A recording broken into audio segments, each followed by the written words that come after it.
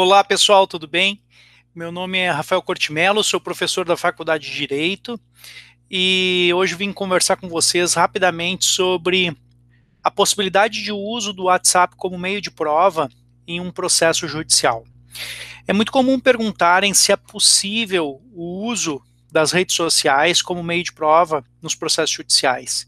E a resposta é sim, ela realmente vem sendo cada vez mais popularizado essa utilização, desde o Facebook, o WhatsApp, né, são sim possíveis de serem utilizados como meio de prova.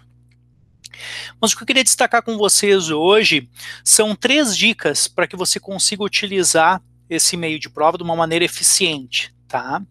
Então, primeira premissa antes de eu passar para as 3 dicas que eu queria colocar é que existe uma previsão legal específica a respeito desse tipo de meio de prova eletrônico, né?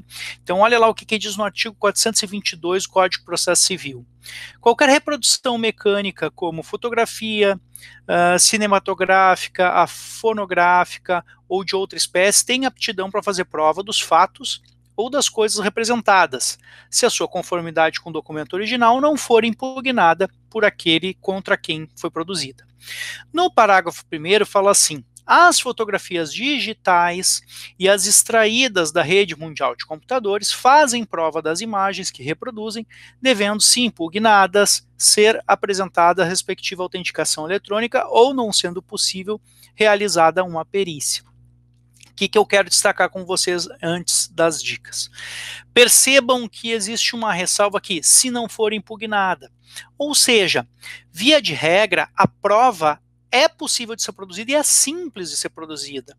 A pessoa faz um print ou da sua tela do computador ou da sua tela do dispositivo de celular ou tablet, tanto faz, qualquer dispositivo, ela faz um print da tela e transforma aquilo num arquivo eletrônico e aquilo pode ser utilizado, desde que não seja impugnado pela outra parte. Como é que seria uma impugnação? Seria dizer, não, isso não aconteceu, não estava publicado, esse conteúdo foi adulterado, e aí você passa a ter que provar que você não adulterou aquele documento, né, apresentando, então, uma demonstração, uma autenticidade relacionada àquele print que você fez.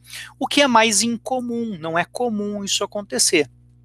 Então, o que eu quero dizer com isso? É fácil usar essa prova, basta que ela não seja impugnada pela outra parte. Claro que a outra parte também, né, teria que ter uma justificativa plausível, porque se a documentação, a fotografia ou a imagem ela é autêntica, é muito difícil, né, de provar que não, que ela foi adulterada. Pois bem, quais são as dicas que eu tenho para apresentar para vocês? 3 dicas, tá? Primeira, arquivar, tá? Então, você deve arquivar no seu dispositivo esse documento ou, e principalmente, em nuvem esse documento, ou seja, esse arquivo digital. Por quê? Porque ele pode ser necessária a sua apresentação em juízo para comprovação da veracidade desse print que você fez, tá? Como os dispositivos são muito suscetíveis a trocas, a gente troca de celular, a gente troca de computador, eu recomendo fortemente o arquivo em nuvem. Tá? Num Google Drive, né, num Dropbox, enfim, iCloud, tem tantos tipos de nuvem hoje em dia no mercado, a pessoa tem que arquivar, se lembrando que um processo judicial pode durar 1, 2, 3, 4, 5 anos ou até às vezes mais, então é importante que esse arquivo seja guardado. Certo?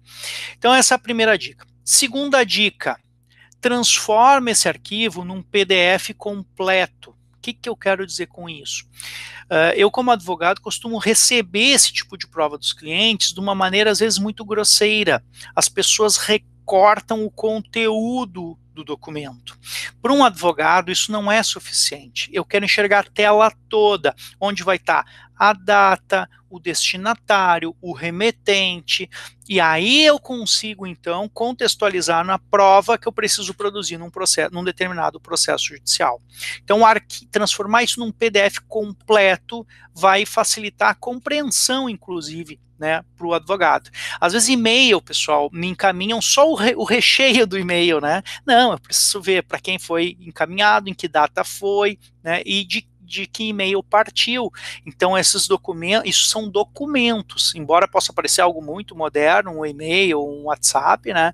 Isso são documentos, são arquivos eletrônicos e a gente precisa criar uma linha do tempo para que o uso dele seja eficiente, tá? E a terceira dica é a seguinte, vocês viram que quando eu li aqui, ele diz o seguinte, se a outra parte impugnar, eu posso ou ter que apresentar uma autenticação eletrônica, que é mais difícil, isso é mais usado por certificado digital, né? Ou se não tem certificado digital, que é o menos comum, não é sempre as pessoas utilizam, eu vou ter que produzir uma perícia. Diz, puxa vida, mas perícia é demorado, é caro, é complicado. Como eu me escapo disso? Aí vai a terceira dica, né? Então, se você quer garantir, a prova é importante para você, tá? É uma ação importante para você, uma informação importante para você, você pode utilizar a ata notarial. O que é isso? Não é obrigatório o uso, mas a ata notarial é uma certificação que um tabelião faz. Ele avalia o seu celular ou o seu computador, ele verifica que estava lá aquele arquivo, ele printa aquele arquivo, ele transforma num documento que se chama ata notarial, ou seja, ele diz, realmente no telefone do Rafael recebeu uma ligação, uma chamada, uma mensagem do telefone fulano de tal, número tal, no dia tal, eu acessei, eu verifiquei, estava dentro do dispositivo, é verdade o que o Rafael está dizendo, e esse era o conteúdo. Então, a ata notarial, né, pode nos fazer, pode ter um custo hoje em dia, né, na atualidade tem um custo, mas pode significar também uma grande economia se eventualmente alguém fosse, né, ter que demonstrar em juízo por perícia que aquele documento é autêntico. Certo, pessoal?